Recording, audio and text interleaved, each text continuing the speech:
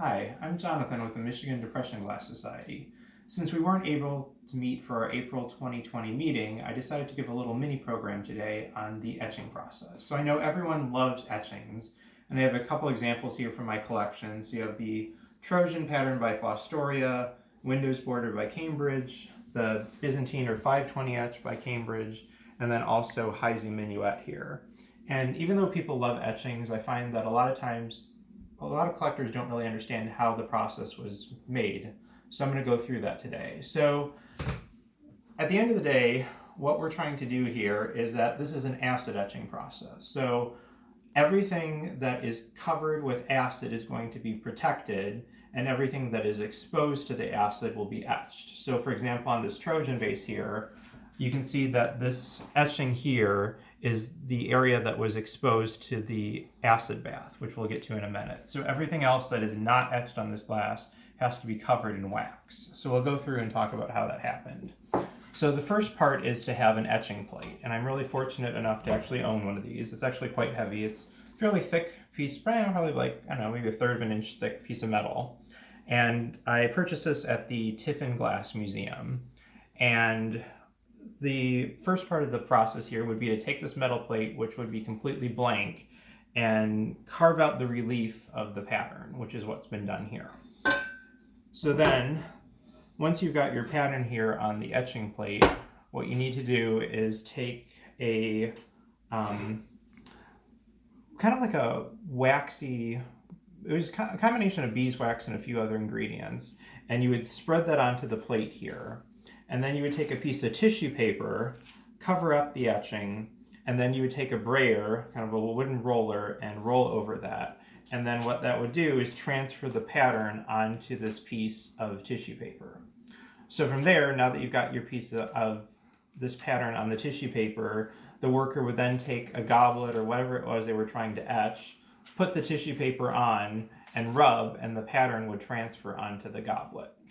So I have a couple examples here, and actually first let me show you this page here. So this is actually from, some reprints of Fostoria etching plates. So this is the one for the Trojan pattern, which was that yellow vase here.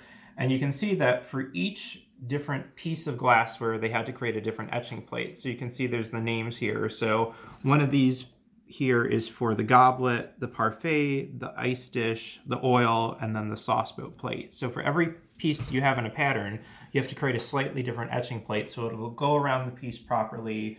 Obviously, if you're etching something like a big vase like this, the pattern's going to be a lot larger than if you were doing a small cordial glass.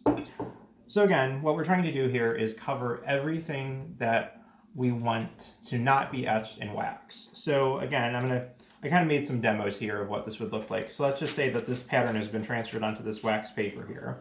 So I've got a couple examples here of what that would look like. If I can get them off the paper. It's not going well. Hold on a second. So I kind of gave two examples here of what a acid engraved F for my last name would look like.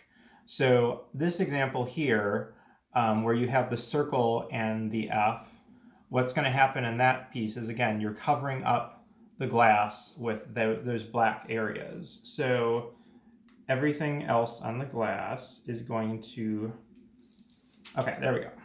So I'm going to place this on the glass here. Let's just pretend that I got this off the etching plate, use the wax paper and all that good stuff. So I would place that on the glass here and rub it on, just like the workers would have done. And I'm using vinyl decals, which is not what they used back in the day, so we're going to see how this goes. Yep, I'm going to just leave it on like that for now. Let's pretend I've taken this off. So what's going to happen in this particular etching here is, again, the areas that are covered with that decal are going to remain clear, and the areas that are not covered are going to be acid etched. And I did the inverse of that with this F over here. So I'm going to put that on the other side of the goblet here. Stick that on. And then again, here would be a little bit different, would be the inverse of that. So over here, we said that this area here that's exposed is going to be etched. Well, over here, the area that's exposed is the circle and the F. So on this particular side here, the acid is going to eat away at the glass to create a circle and create an F. Whereas on this side here, it's going to kind of etch away at this medallion area. So the next part of this process is that, again, everything that is not covered in wax is going to be etched. So we don't want that. On this particular goblet, let's say we just wanted this F here. So then what a worker would do is that they would take a brush and dip into this beeswax mixture, and you'd have to actually coat around the entire rest of the goblet here. So all around this medallion, cover the entire inside of the goblet, the stem, the foot.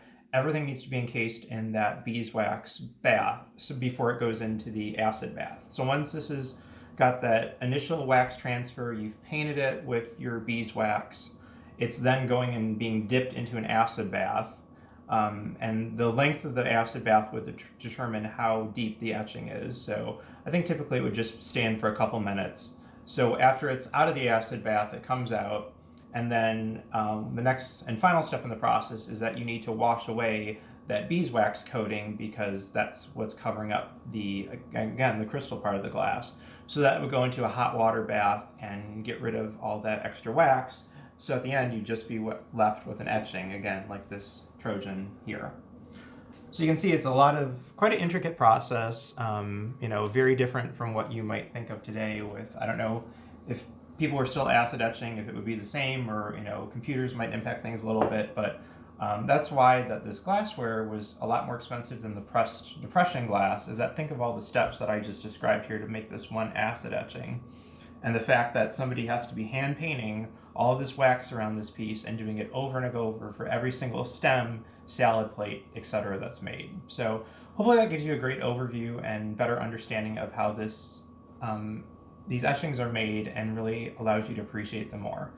Thanks for watching, and hopefully we'll see you again in person at our normal meeting soon. Have a great day.